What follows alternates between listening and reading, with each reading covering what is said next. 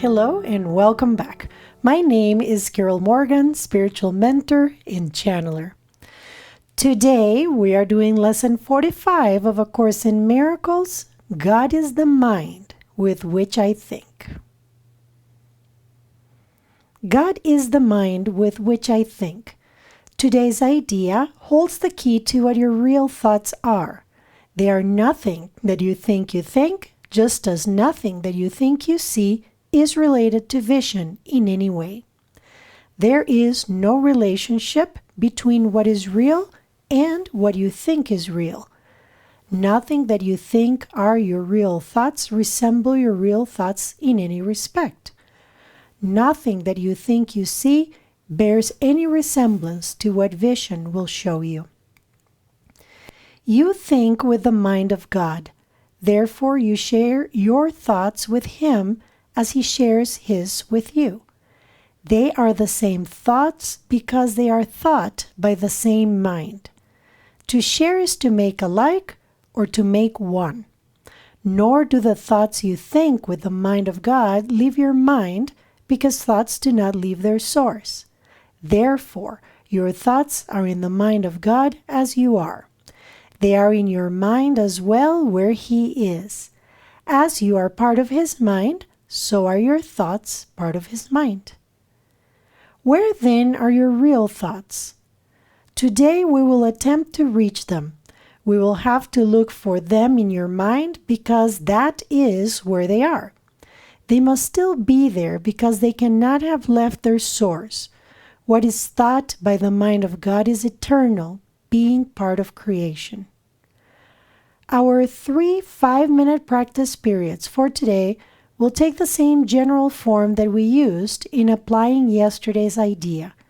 We will attempt to leave the unreal and seek for the real. We will deny the world in favor of truth. We will not let the thoughts of the world hold us back.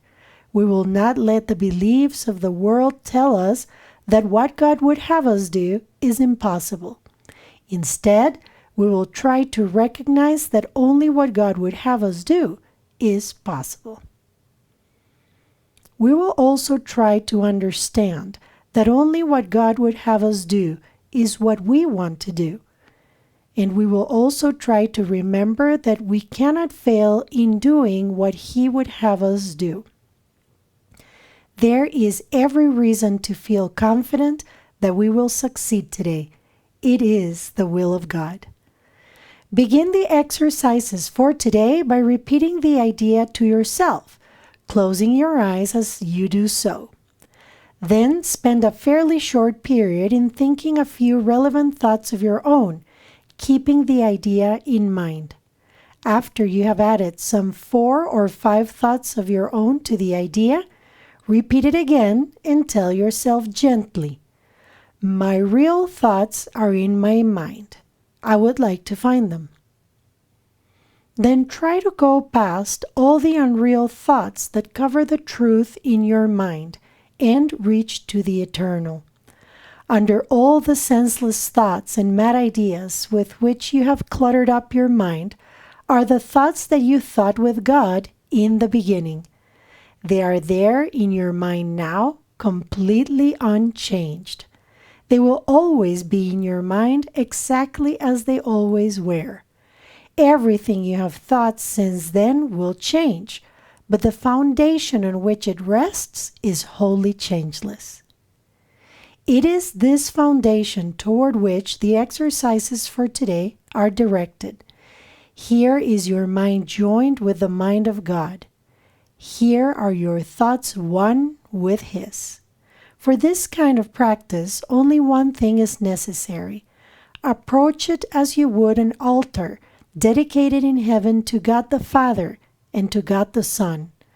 For such is the place you are trying to reach. You will probably be unable as yet to realize how high you are trying to go. Yet, even with the little understanding you have already gained, you should be able to remind yourself that this is no idle game, but an exercise in holiness and an attempt to reach the kingdom of heaven. In the shorter exercise periods for today, try to remember how important it is to you to understand the holiness of the mind that thinks with God. Take a minute or two as you repeat the idea throughout the day to appreciate your mind's holiness. Stand aside, however briefly, from all thoughts that are unworthy of Him, whose host you are, and thank Him for the thoughts He is thinking with you.